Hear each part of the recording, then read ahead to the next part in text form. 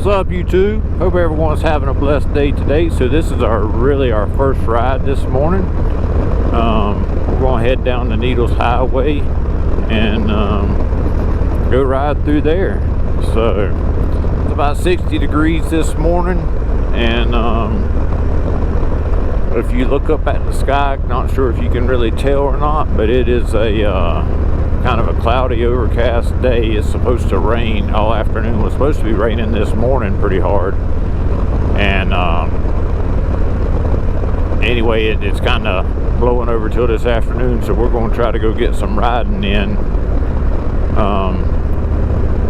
first thing this morning, and hopefully it'll just keep pushing right on out. We do expect to get some rain, but anyway, we're going to bring you guys along for the ride.